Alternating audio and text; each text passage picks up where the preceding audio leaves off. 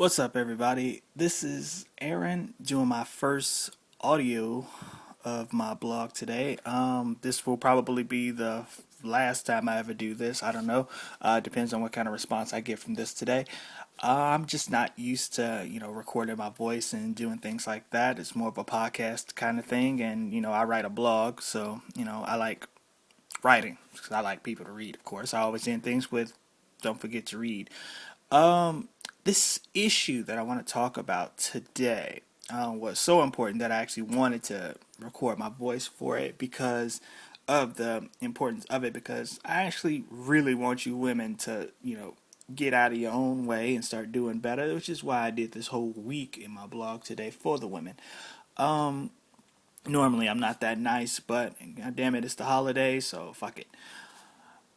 A lot of the things that I'm going to talk about, of course, are going to offend a lot of you women.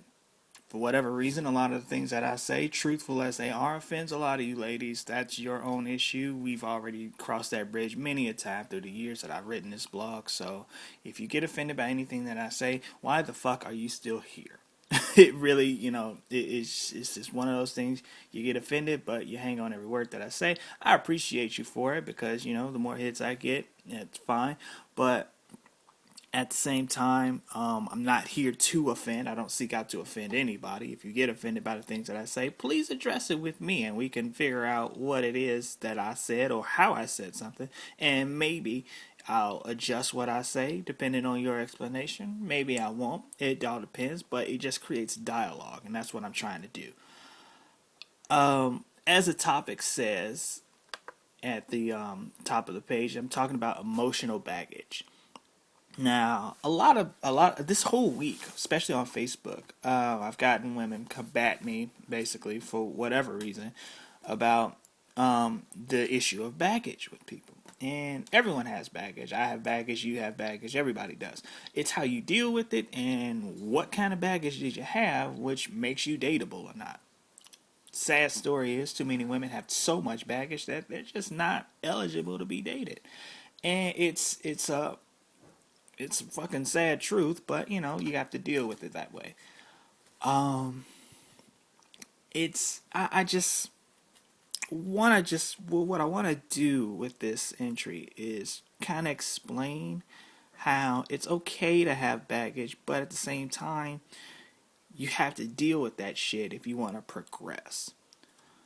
Like I said, a lot of what I'm going to say is probably going to offend some of you. It's probably going to hit home to a lot of you women. If it does, then, you're going to have to find the way to fix that so you can be happy because trust me, it's if you don't want to deal with it, no one else is going to want to deal with it.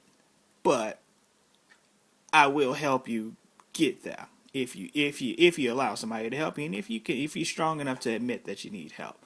If that made sense. Made sense in my head coming out, so fuck it. So with that said, let's do this. One of my favorite websites is UrbanDictionary.com. I've submitted a bunch of words onto there, and a lot of my slang and the things that I say I've submitted on there. I was looking up for this entry if they had anything for emotional baggage, and they do, and it's actually a very spot-on definition of it. Urban Dictionary defines emotional baggage as painful memories, mistrust, and hurt carried around from past sexual or emotional rejection. And the second definition is an excuse commonly used by Peter Pans and other immature men to avoid commitment yet maintain a sexual relationship. Before I dissect that a bit, for those who don't know what a Peter Pan is, I actually wrote about Peter Pan about a year ago, but a Peter Pan is just a guy who just refuses to grow up. They're just guys who just are just stuck in a boyish state, and for whatever reason, a lot of you women like to date these guys, but and you get into mother-son relationships with them. But that's what a Peter Pan is. That's actually a very spot-on definition for emotional baggage: the painful memories, mistrust, and hurt carried around from past sexual or emotional rejection. The key word in that is carried. The key words in that, is carried around, because if you don't properly deal with that rejection, you just transfer it to the next person, and then you pick up baggage from that person, you carry it on from that one and that one. It's a big snowball effect that's very damaging to a lot of women, actually, and men as well. But we're not talking about the men today. This is for you ladies. That emotional baggage, you just, it's one of those things where if you make the wrong choices and you don't learn from those choices, you're doomed to make that same choice again. Case in point, and like I said, I don't want to offend anybody, but if you have multiple children by a bunch of different guys and all of those guys share the same common traits, you really didn't learn much. It's a lot like the movie Soul Food. Actually, that's a very good example. The movie Soul Food, if you haven't seen it, came out in the mid '90s. It's about this family in the South Side of Chicago. They all got together for Sunday dinner at their mother's home, at their grandmother's home rather. Grandmother gets sick. Turns out she has diabetes. They have to cut off her leg, and then she ends up dying. Then the family goes into disarray. Everybody hates this person. Everybody hates that person. One cousin fucked another cousin's husband. It was all types of turmoil. And then this one little boy who couldn't stay out of adults' business um, basically got everybody around to have one last Sunday dinner. And they would continue on this tradition. Now, if you listen very closely to what I said, you will see something very wrong with this. Now, if my grandmother was to die of diabetes, probably in started off by eating all of that fatty foods and stuff on Sundays, the last thing I want to do is go back to eating the same food. Nobody went on a diet in that movie. Nobody started eating right or anything like that. Nope, they just made the same food that ultimately was a leading contributor in killing their grandmother.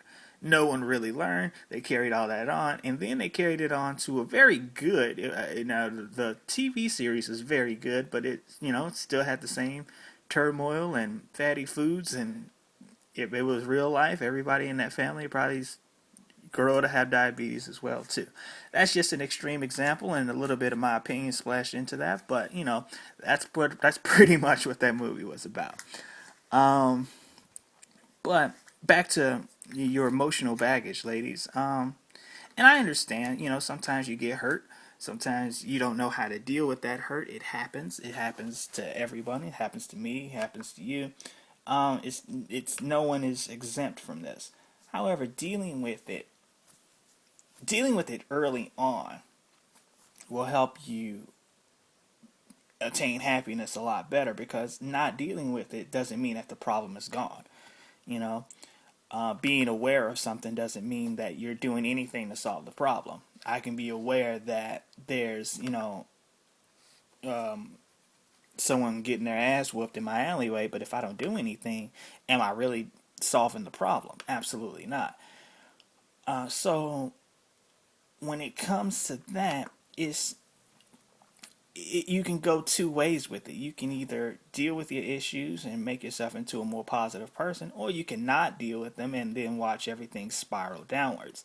I don't want to see any of you spiral downwards, but I have seen it. Everyone else has seen it. You've seen it in other people as well. You may even be right now in denial about your own downward spiral at the time. A very common thing when it comes to a lot of women with their emotional baggage is they'll become either sexually closed off to everybody or complete fucking whores. That's what'll happen. It's like a lot of women, especially a lot of younger women who don't get a lot of attention, because the number one thing women love, I don't care what anybody says, is attention. You take attention away from a woman and she will go batshit fucking crazy. The thing about that is when some women don't get the attention that they want, they'll start doing things to get that attention. They'll start fucking everybody that they see. They'll start playing musical dicks, playing sucking dicks 6 ways till Sunday. They'll start posting up their fake modeling pictures on Facebook and Instagram and all of that stuff. Just writing attention hoary statuses, talking about it's raining outside and they want to cuddle and all types of shit like that. The other side to that is that they'll become closed off to everybody. and they don't truly become closed off because they'll still act like that they still want to go out and date and everything, but they still carry on that baggage. So when they do date, they start pushing away at the people who would otherwise be interested in them, thus fucking themselves over like that. It's, no one else is going to deal with you. No one else is going to take care of your baggage and alleviate it for you. You have to do that yourselves, ladies. No one's going to just magically just sweep in and make everything all right for you. You have to, if you don't do it, no one else is gonna. People can help you, but no one's gonna take that away from you. Life is not a Disney movie. I'm sorry. Beasts don't turn into princes at the end of the movie. It just doesn't fucking happen that way. I'm sorry. This is real life, and it gets rough. And a lot of you ladies with a lot of your habits are gonna be alone because of those habits, because no guy is really gonna try to deal with that shit. Like, if you have baggage from a couple other dudes before, deal with that shit before you move on to somebody else. Don't think that the next dude is gonna be so much better to make you forget about all that shit, because it's not. A lot of you ladies like to go around not trusting people based on some things before that had happened that had nothing to do with the dude that you're with today. But you want to go ahead and act like things are gonna totally be different because you met somebody else. But at the same time, if you haven't done any personal growth, if you haven't fixed the things inside you that affect you, that negative energy that you bring on with your baggage is gonna show, and sooner or later people are gonna see that and not gonna want to deal with it. Just because you don't bring up your baggage doesn't mean that it's not there, because people can see that energy around you. People can feel your insecurity. Insecurity is an energy, and a lot of you ladies give that off way too much. So how does one deal with their baggage? Well, I'll fucking tell you. I'll actually give you guys, give you ladies, four main easy ways that you can deal with your baggage. Get rid of that shit. Get rid of the baggage that you can't get rid of, because there are such things as permanent baggage. Some things you just, can't get rid of, and people just have to deal with it as they can. Like, I have personal baggage. Everyone knows about my health issues that I've had in the past. That's here. I don't have AIDS or anything, so don't think of it like that. It's nothing like that at all. I'm clean. Anywho, there's four ways you ladies can get rid of, or at least manage your baggage in a way that it won't rub off in a negative way to other people that you deal with. The first is get your emotions out of your system. When some bad things happen to people, people get reckless right after. They want to do impulsive things, and women are emotional creatures. Women act a lot on their emotions, which is fine, but you have to make the right decisions as well. You can't just, you can't get fucked over on Wednesday and then on Thursday you're sucking dick 6 ways till Sunday. That's not progressive at all, and, you don't want to go that route, unless you're already a hoe, and then, whatever. Go ahead, just get some fucking money out of it, because, I hate broke hoes. But anywho, get those emotions out of your systems.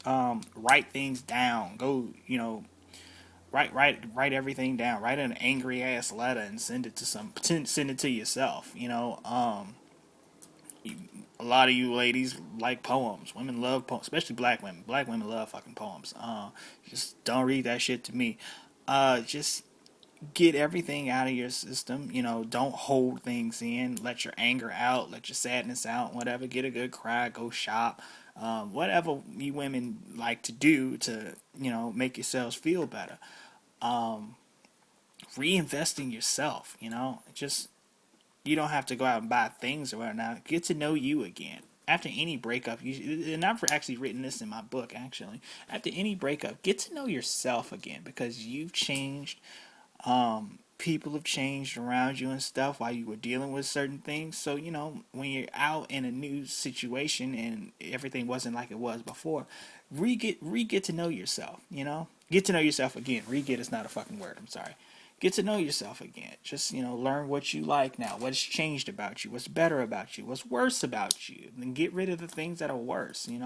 Some things are bad about. Every one of us has bad habits. Some of them you can get rid of. Some of them you can skate with. Some people smoke, whatever. It's a bad habit, but fuck it. You can do it, shit. As long as you're not hurting anybody. But some bad habits you don't need. Like if you attract the wrong kind of dude all the damn time, you might want to figure out what the hell it is about yourself that's attracting these kind of people. Change that so you can get better people.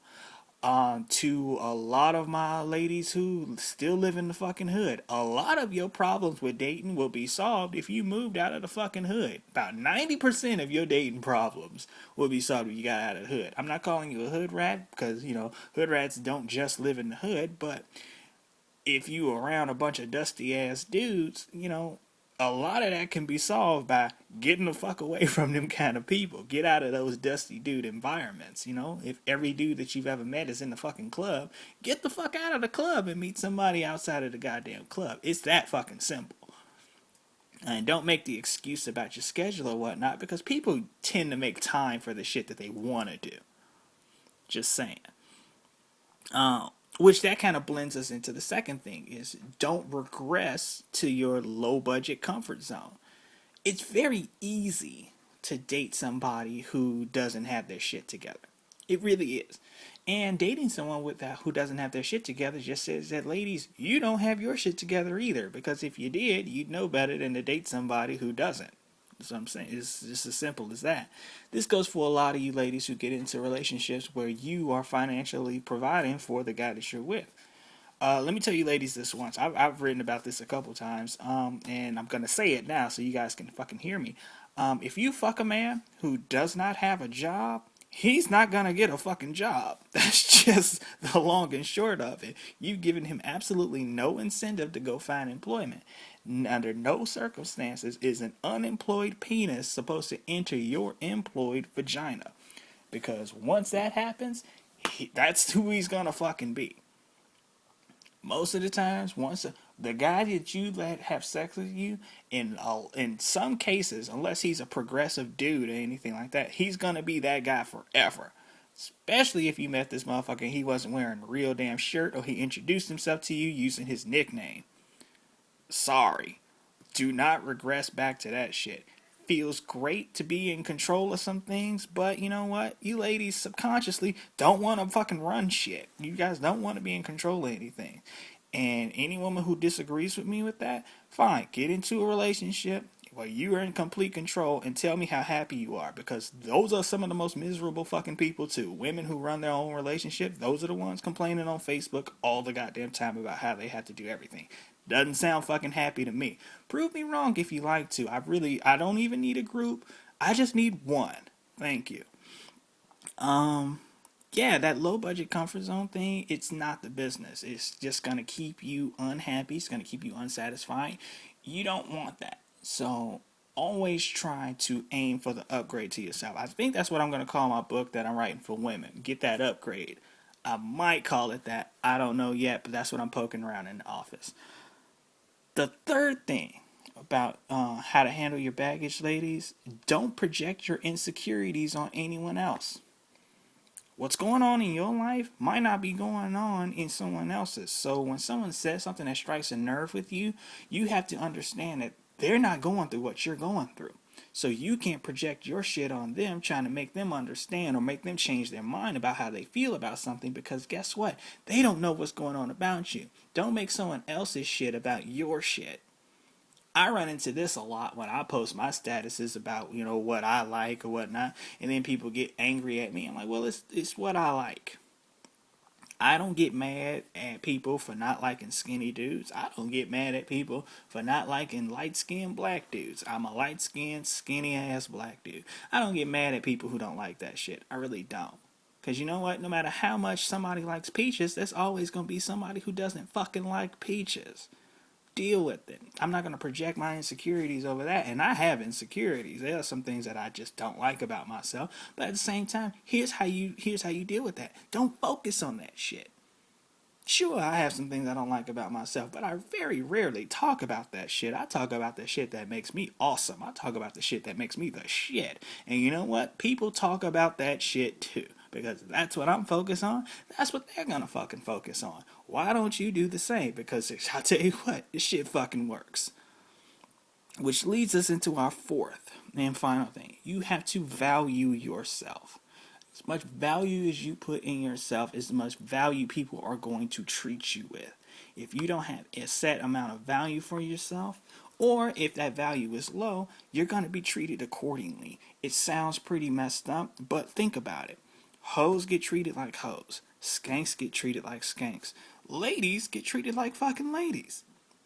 You cannot mix them all. You can't. You actually can mix some of them up, but at the same time, that foundation that you set, the way you start is going to be the way that you fucking finish. You know, if I met you and you were the town slut, I'm gonna treat you like the town fucking slut. I'm sorry. That's just how it's gonna fucking work. You can't. I'm not. It's unless you present yourself to me otherwise. You can't get angry if someone treats you like that. It's the way. It's why. This is why I tell, especially my little brother. That's why I tell my little brother, don't feed into hood rat fantasies and stuff. My little brother's 17. And luckily, he fucking hates hood rats probably more than I do. I've never heard a motherfucker curse so much about hood rats in my life, and I've listened to myself speak. But it's one of those things you don't wanna lower your own value to appease someone else. Make someone rise up to your level, or find somebody who can upgrade your ass. I'm serious, ladies. It might sound fucked up, but women, this is gonna really offend a lot of you ladies, and this is gonna really just fuck a lot of y'all heads up. But so I'll apologize ahead of time, and I won't apologize because this shit is fucking true. A woman is a reflection of the dude that she is dating. You are dating a dude who is on top of his shit, 9 times out of 10, you're gonna be on top of your shit. If you're dating a dude who ain't worth a goddamn, you probably ain't worth shit either. It's a sad fucking reality. It's tough fucking love. I'm sorry, but look at all the dudes that you've dated. Just think about it. Think about the last 5 dudes that you've dated, and then think about where your life is now. You know, a lot of you ladies got a lot of damn stories, but I don't see a lot of damn trophies. I'm gonna tell you that now. Like, if you just fucking for attention, fine, you probably got it. But then at the same time, what you got to show for it? If you used to dating dudes where you was going out eating steak and lobster and stuff, and now you single again and you in a 2-bedroom apartment eating hot pockets and honey buns with a fucking roommate, it's put some more value on yourself and find you somebody who can upgrade your ass. Because it's very easy to be dusty as hell. It very is. And you know what? And you have every incentive to be dusty because there are still some dusty ass dudes who'll still fuck you. However, at the top with all the fly ass motherfuckers, that's a very hard thing to do. That's hard fucking work to be flat. Trust me, I work very hard to fucking look good. I'm about to get my hair cut after I finish recording this. But it's one of those things that, like, value yourself and other people will too. Prince said it, and I love quoting Prince. You guys know that. Style is loving yourself until everyone else does too. You don't love yourself, you've given me every reason in the world not to as well. Think about that, and don't forget to read.